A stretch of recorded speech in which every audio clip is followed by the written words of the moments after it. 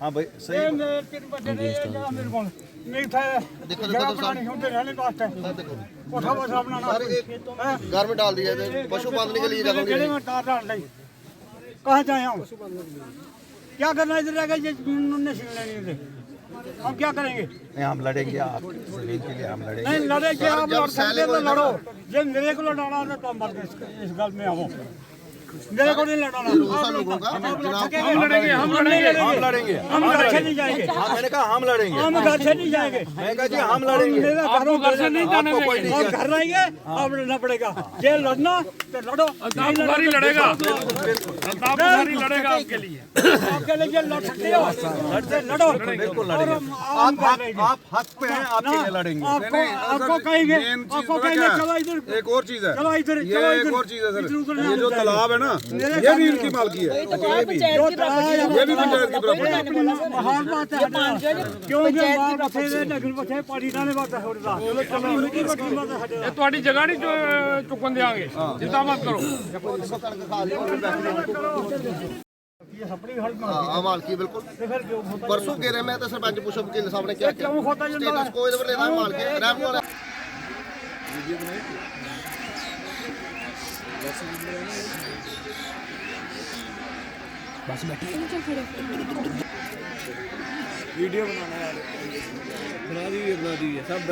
बुला के फिर इनको एक्वायरिंग हमें पता ही नहीं है बिल्कुल इल्म नहीं है कि ये कोई ऐसा कदम उठाने वाले और पीसफुल तरीके से प्रोटेस्ट हो रहा है और जब मसला सब जुडिस है अगर सरकार नहीं मानेगी कि ये सब जुडिस में हमें ये नहीं करना तो आम पब्लिक का क्या होगा सरकार का ये बिल्कुल गैर कानूनी है मसला इसमें सर अगर आप ये देखें ना भाई 15 फरवरी को डेट है आप 15 फरवरी इंतजार कर लो हमने बोला सर इनको हमारा चैलेंज हुआ पड़ा है वहाँ पे और कोर्ट में सर कोर्ट ने डायरेक्शन दिया है कि स्टेटस को शुड बी मेंटेन्ड अब इनसे स्टेटस को का वो टूटा नहीं है ये उसकी अपने आप से कोई तर्जुमानी निकाल रहे हैं जिसमें ये कहते हैं कि स्टेटस को हो गया उसमें भी ये लिखा है कि आपको लोगों के सेंटिमेंट्स की रिस्पेक्ट करते हुए उनसे सलाह मशवरा करके फिर कोई फैसला लेना। और एक शेर मैं अपने गांव वालों के लिए तरफ से बोलना चाहूँगी सर मेरे गांव के लोगों के साथ जैसे सरपंच साहब ने बताया कि 1982-83 से ये सब कुछ हो रहा है तो कितनी मुश्किलात आई हैं उन सब को मद्देनजर रखते हुए मैं 2 लाइनें बोलना चाहूँगी। कहते हैं एक बार गिरे और चलना छोड़ दे एक बार गिरे और चलना छोड़ दे उसे आलसी कहते हैं दूसरी बार गिरे और चलना छोड़ दे उसे कमजोर कहते हैं तीसरी बार गिरे और चलना छोड़ दे उसे जगहारा कहते हैं चौथी बार गिरे और चलना छोड़ दे उसे जगमारा कहते हैं जो गिरता रहे और उठ उठ के भागता रहे उसे ग्राना निवासी कहते हैं। हम हार मानने वालों में से नहीं हैं।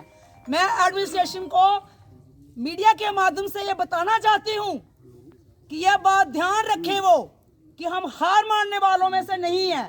जिस तरीके से सरपंच साहब ने बताया है सर कि 400-500 मतलब स्क्वायर फोर्स जो फोर्स लेके बेल्ट फोर्स लेके यहाँ पे आगे हमें किसी को बताया तक नहीं गया। हमारी अगर पहले हमें इन्फॉर्म किया जाता हम अपनी धान की फसल संभाल लेते अगर पहले हमें बताया जाता हम गेहूं धान की अपनी गेहूं की फसल ना बीजते।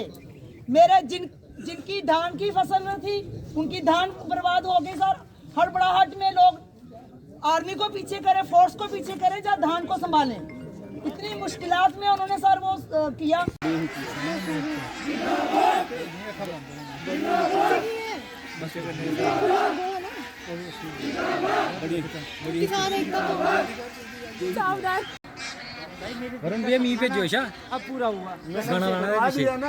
किस्मती की बात है जब यहाँ इंसान आता है अगर ये जो इस वक्त के अरबाब इक़्तिदार हैं अगर उन लोगों ने फ़ैसला ही करना था उनको चाहिए था यहाँ आते और यहाँ देखते। मुझे पूरा यकीन है अगर वो यहाँ आते तो वो ऐसा फ़ैसला नहीं करते। जो दफ्तरों में बैठ के जब फ़ैसले होते हैं ऐसे ही फ़ैसले होते हैं इसीलिए कहते हैं अवामी सरकार का होना बहुत ज़रूरी है क्यों उसमें अवामी नुमाइंदों का योगदान होता है।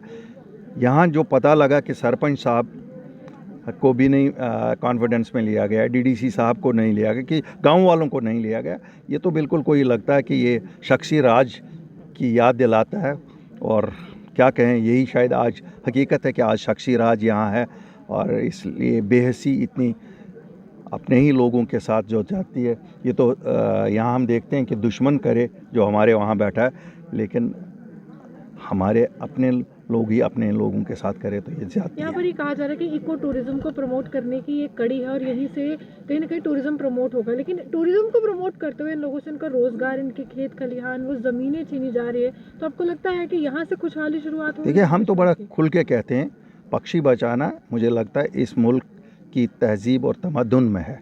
ऐसा नहीं है कि हमारे तहजीब और तमद्दुन में नहीं है, लेकिन इंसान बचाना तो पहला फ़र्ज़ है ना। अगर इंसानों को नहीं बचाएंगे तो इंसानों की बलि दे के पक्षी अगर बचाने हैं तो भाई ये तो हम मानेंगे नहीं, ऐसा तो कबूल है नहीं हमें। कोई हमें कुछ कहे, हमें कहे कि ये एनवायरमेंटल के ख़िलाफ़ है या कुछ कहे, हम तो इंसान के हक़ में पहले इंसान रहेगा तो तब फिर पक्षी को कुछ खिलाएगा। जब इंसान को ही नहीं आप रखोगे तो फिर क्या करोगे? सर, जब देश के प्रधानमंत्री, सवाल ये है कि इनको एक किस्म का माफिया बना दिया गया है, लैंड ग्रैबर का इन पर, जबकि मलकियत हमारी है। देखिए, जैसे हमें देखिए पंचायत के सरपंच साहब ने जैसे बात की और किसान सब वहीं थे, यहाँ के डीडीसी साहब भी यहीं हैं। मुझे नहीं लगता है कि ऐसे इल्ज़ामों से वो कोई साबित कर सकते हैं। झूठे इल्ज़ाम, जो लैंड ग्रैबर्स हैं वही तो वहीं तो उनके पास बैठे हैं, वो तो आले दुआले इनके बैठे हैं जो सरकार आज की है, उन पे क्यों नहीं एक्शन हो रहा है? इनकी मिल्कियत है, ये पंचायत की मिल्कियत है। इवन ये जो तालाब है यहाँ, अब अगर हालत हम देखें इस तालाब की मेंटेनेंस की हालत क्या है, तो ये क्या पक्षियों का हाल रखेंगे? ये तो पक्षियों का कोई ख्याल नहीं रख पाएंगे ऐसे, और ऐसे थोड़ा ही हो सकता। और जायज़ सी बात है, अगर आपको अब चलो यही माना किसी को खुश करने के लिए आपको किसी का ईगो सेटिस्फाई करना है, पक्षी बहुत इंपॉर्टेंट हो गए, इनको लैंड के बदले लैंड दे दो। सरकारी लैंड पड़ी हुई है आपके पास, बंजर है वो लैंड, इनकी विलेज की बाउंड्री के साथ मिल रहा है। इसमें क्या प्रेस्टेज है? ये कौन सी प्रेस्टेज है? हम तो कहते हैं साहब, अगर हम सबको हाथ पांव जोड़ने तो हम सब चलेंगे। मैं पूरे गांव को साथ ले जाऊंगा, इस 2-4 गाँव को और साथ लेके उनके हाथ पांव नीचे पड़ जाते हैं। जिस तरह पहले महाराजाओं के सामने झुक जाते थे, हम भी झुक जाएंगे आज वक्त के महाराजाओं के सामने, लेकिन हमारे किसानों की ज़मीन तो छोड़ दे।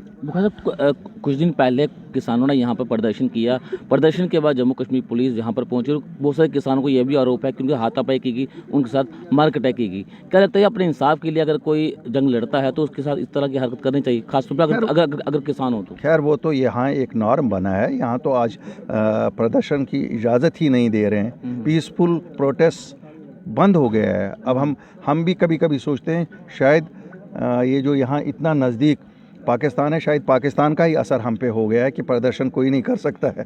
इसलिए ये तो ज़्यादती है और इसकी पूरी इंक्वायरी होनी चाहिए। महिलाओं के साथ जो उनके महिलाओं के राइट्स हैं, हम तो पक्षियों के राइट की बात करते हैं, महिलाओं के राइट्स कहाँ गए? बिल्कुल, ये सब निंदा के काबिल चीज़ें। तानाशाही रवैया जो है वो देखा जा रहा है, अलग अलग जो है वो चीज़ें की जा रही हैं। और आखिरी सवाल, बहुत महत्वपूर्ण सवाल है, वो ज़रूर पूछना चाहूँगा। बिजली डिपार्टमेंट जो है वो आज से जो है वो पूरी तरह से स्ट्राइक पर चला गया है। क्या लगता है कि तानाशाही रवैया जो है वो हर डिपार्टमेंट पर जो है वो क्या लगता है कि कितना सही जो है वो निर्णय लिया गया? बिजली डिपार्टमेंट जो है वो स्ट्राइक पर है। मैं आपको बताऊँगा, ये जो महकमा बिजली है, ये उन्हीं जो डेली वेजर्स और जो चला रहे हैं उन्हीं के कंधे से चल रहा है। पिछले 30 सालों में कोई रिक्रूटमेंट नहीं हुई है। और यहाँ मुझे पता नहीं, जिस तरह रेत